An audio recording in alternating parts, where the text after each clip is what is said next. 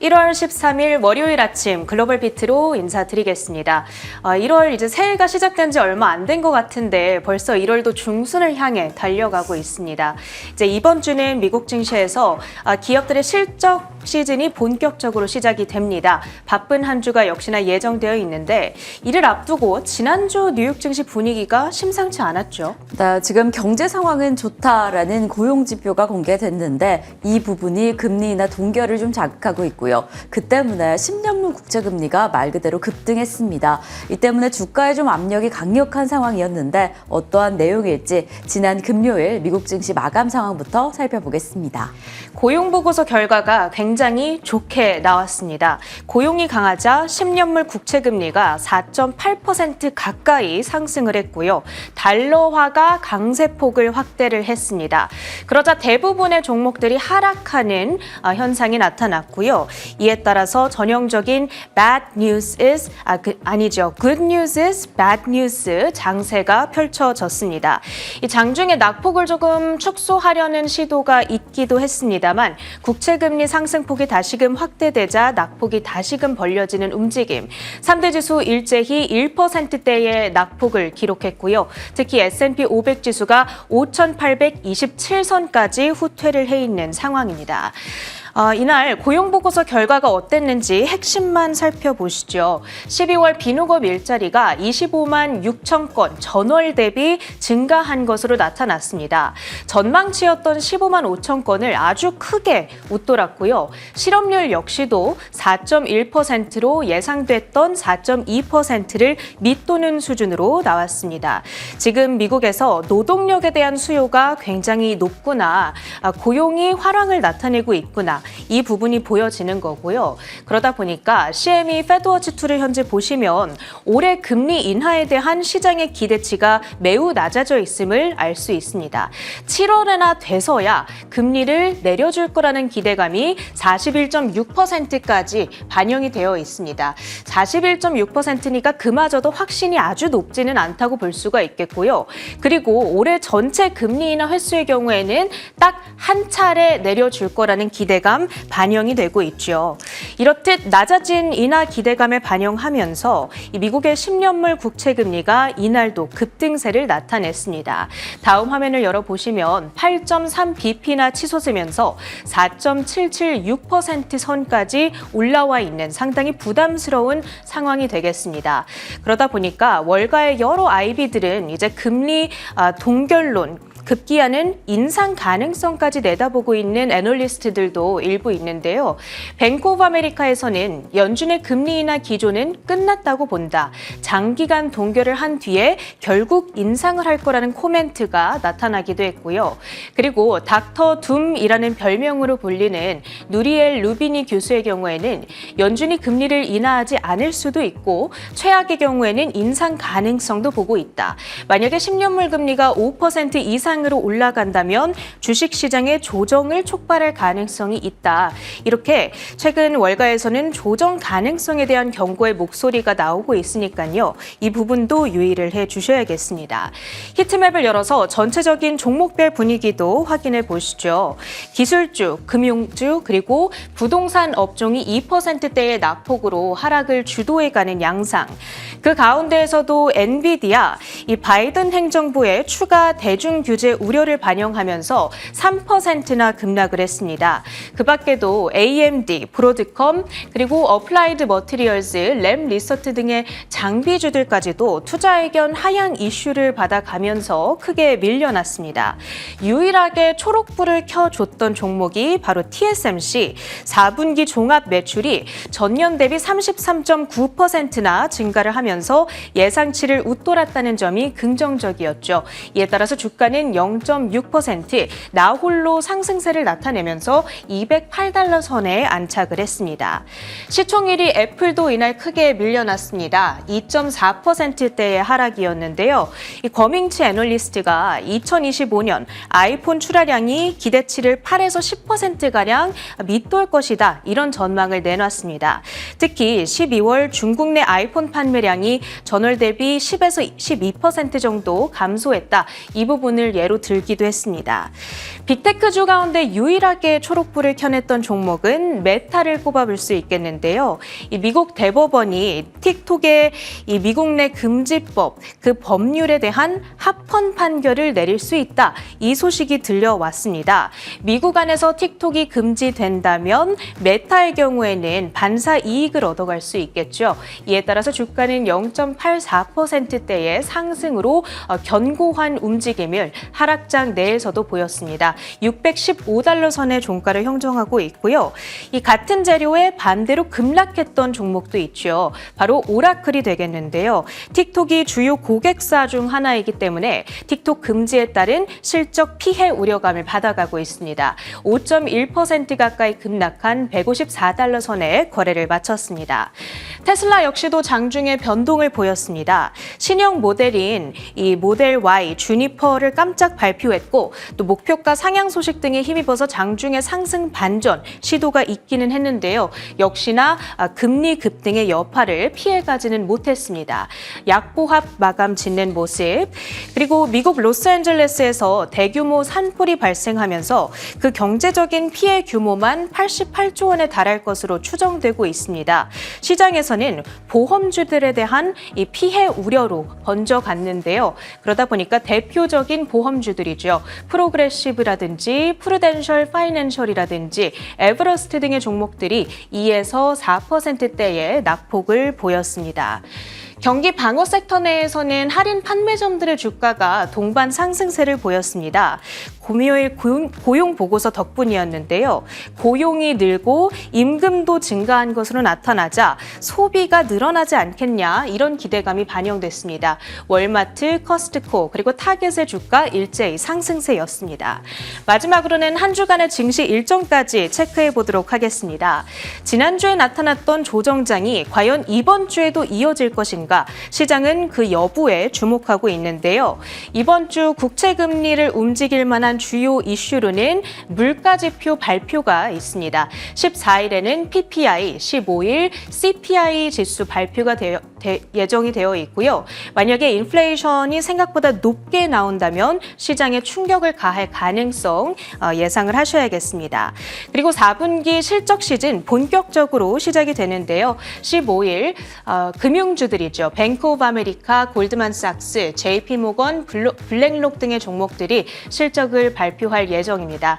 그리고 하나의 주요한 바이오 이벤트로는 월요일부터 목요일까지 JP모건의 헬스케어 컨퍼런스가 예정되어 있는데요. 참가하는 우리 기업들의 다양한 활약들 기대를 받고 있습니다. 한 주간의 증시 일정이었고요. 주요 외신 헤드라인들 살펴봅니다. 네, 글로벌 헤드라인 소식입니다. 지난 금요일부터 주말까지 글로벌 시장 내 어떤 소식이 있었는지 살펴보도록 하겠습니다. 우선 지난 금요일 미국 증시에 가장 큰 영향을 줬던 게 이 국채금리의 급등이 아닐까 싶습니다. 10년물 국채금리를 자극한 것이 고용시장의 상황이었다라는 소식이 전해지고 있는데 어떠한 내용일지 자세히 살펴보시죠. 지난해 12월 미국 내 일자리가 예상 수준을 대폭 웃돌며 크게 상승했습니다. 미국 노동부는 지난해 비농업 일자리가 전월 대비 25만 6천 명 증가했다고 발표했습니다. 이내 시장의 전망치인 15만 5천 명을 크게 상회한 수준이며 12월 실업률도 전문가 예상치를 밑돌았습니다.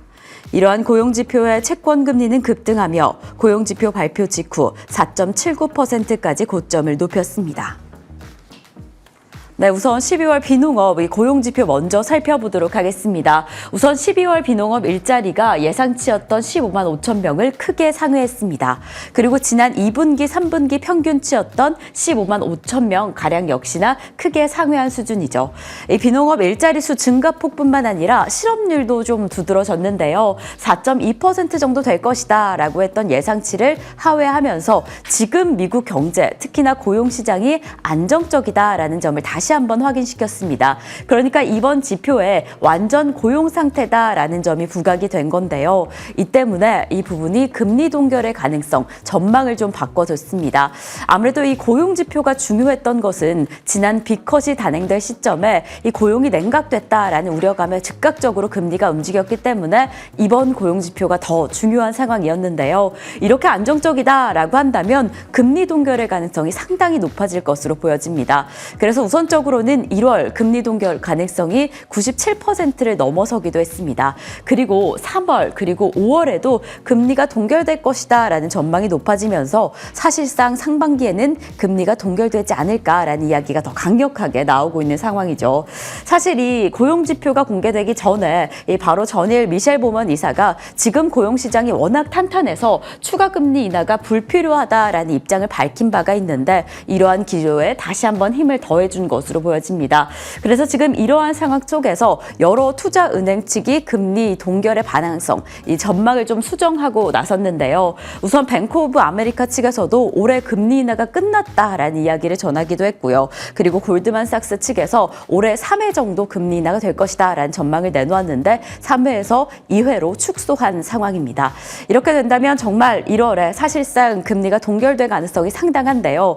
이렇게 금리가 동결되어서 높은 수준의 금리가 유지된다라고 하는 점이 이제 단기물 국채 금리를 자극할 것으로 보여집니다. 실제로 지난 고용지표 공개 이후에 1년 2개월 만에 가장 높은 수준으로 국채 금리가 치솟은 상황인데요. 지금 이러한 여러 가지 경제 지표 상황상 앞으로 이렇게 고금리가 이 국채 금리가 높은 수준으로 유지될 가능성이 상당히 높다라는 이야기가 전해졌습니다. CFRA 리서치의 샘 스토발은 지금 4% 이상 그 높은 수준의 10년물 국채 금리가 장기간 유지될 가능성이 높다라는 이야기를 더한 상황이고요. 그렇게 된다면 주식시장이 어려운 시간을 보낼 것이다라는 비관적인 전망을 더하기도 했습니다. 그래서 이번 주에는 아무래도 CPI, PPI를 통해서 정말 인플레이션이 어떤 상황인지 좀 확인을 해봐야 될 것 같습니다. 이러한 상황에 따라서 주식시장이 어려운 시간을 보낼 가능성이 매우 높기 때문에 추가적인 일정도 저희와 함께 체크해 보시면 좋을 것 같습니다.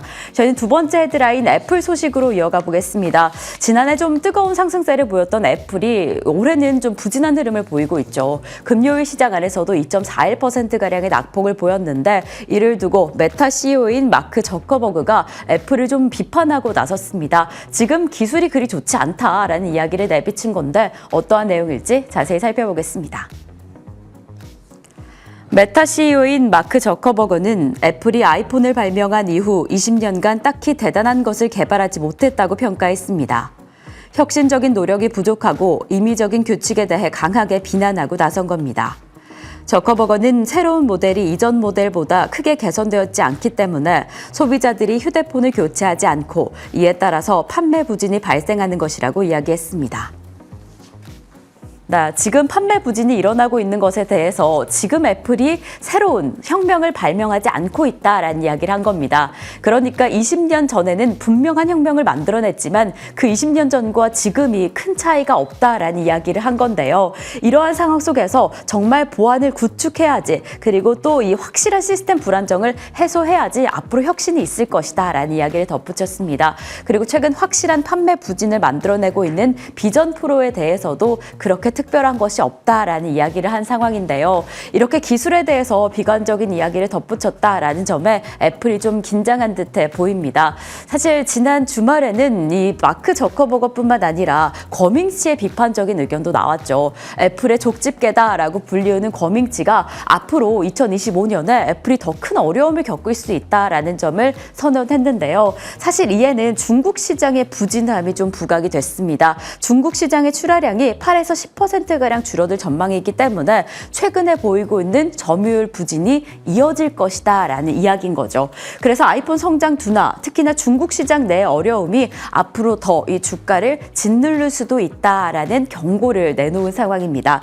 특히나 최근에 어찌 보면 애플이 야심차게 내놓은 애플 인텔리전스가 판매량 부진을 극복하는 데 좀 도움을 주지 못하고 있습니다. 그래서 AI 관련해서 AI 인텔리전스 관련해서 얼마나 변화를 줄 수 있을지 그 부분을 체크해 봐야 될 것 같고요. 그리고 이제 앞으로 내놓을 애플의 신제품이 두께가 얕아진다라는 점에서 20만 지원된다라고 한다면 앞으로 중국 시장 내에서 크게 힘을 주지 못할 것으로 보여져서 이러한 부진을, 이러한 경고를 어떻게 극복할 수 있을지를 좀 계속 체크해 보는 게 중요할 것 같습니다. 저희는 계속 이어서 세 번째 헤드라인으로 이어가 보겠습니다. 자, 이제 1월 20일 이 트럼프 2.0 시대가 시작이 되는데 확실히 이 새 시대를 앞두고 여러 기업들이 트럼프 친화 정책을 내놓고 나섰습니다. 그중에 일원이다라고 한다면 다양성 폐지 정책이 될 텐데요. 다양성 정책 폐지에 나선 기업들에 대한 이야기 함께 살펴보시죠. 다양성 정책을 적대시해온 트럼프 대통령 당선인의 출범을 앞두고 미국의 대기업들이 잇따라 DEI 정책을 폐기하고 나섰습니다. 지난 11일 맥도날드, 아마존에 이어 메타가 해당 정책 폐기를 선언했습니다. 하지만 애플은 다음 달 25일에 열리는 정기주주 총회 관련 공시에서 다양성 정책 폐기를 검토할 것을 촉구하는 주주 제안에 대해 반대한다는 입장을 내놓았습니다. 이는 직원을 차별화하고 소송을 불러올 수 있기 때문이라는 점을 이유로 꼽았습니다. 네, 이렇게 소수를 보호하자, 소수를 배려하고 평등하고 포용하자라는 어찌 보면 노블리스 오블리제 정책인 다양성 정책을 지금 여러 기업들이 폐지하고 나선 겁니다. 아무래도 이는 트럼프 환심 사기가 아닐까라는 이야기가 나오고 있는데요. 트럼프가 최근에 다양성 정책을 폐지하자라는 반대 기조를 워낙 강력하게 내세웠기 때문에 여러 기업들이 잇따라서 어찌 보면 사회적 책임이다라고 꼽혔던 해당 정책을 폐기하고 나선 겁니다.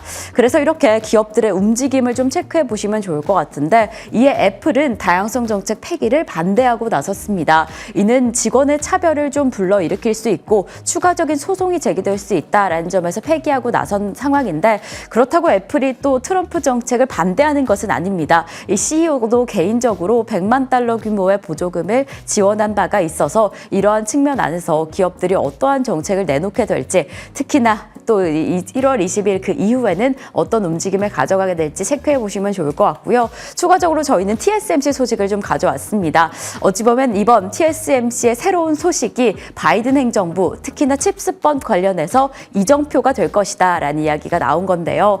이 TSMC가 미국에서 최첨단 공정인 4나노미터 양산을 시작하겠다라는 소식을 전했습니다. 바이든 행정부가 지난 11월에 TSMC의 지원금 66억 달러를 확정하면서 계속해서 미국 내 첨단 시설을 지어라라는 지원을 이어온 상황인데, 이렇게 드디어 미국 내에서도 4나노미터 칩을 생산하게 된 겁니다. 사실 트럼프는 칩스법을 반대하고는 있지만 결국에는 미국 내 첨단 시설을 건립하게 하는 그 부분에는 일맥상통한 의견을 내놓을 것으로 보여집니다. 그래서 이번에 미국 내 이렇게 경쟁력을 한 번 더 키운다라고 한다면 트럼프 행정부가 이러한 기세를 어떻게 이어가게 될지, 기업들이 어떠한 변화를 가져가게 될지 체크해 보시면 좋을 것 같습니다. 저희는 계속 이어서 상품 시장으로 확인해 보겠습니다. 국제 유가가 좀 크게 상승을 했습니다. 미국이 러시아 석유 제재를 좀 제재하겠다라는 소식이 전해지기도 했고, 이뿐만 아니라 해당 발표 직후에 이란의 원유 판매 움직임도 포착이 됐습니다. 이러한 상승세 계속 확인해 보시면 좋을 것 같고, 비트코인이 92,000달러 선에서 움직이고 있다는 점 변동성과 함께 체크해 보도록 하겠습니다. 이상으로 글로벌 비트 전해드렸습니다.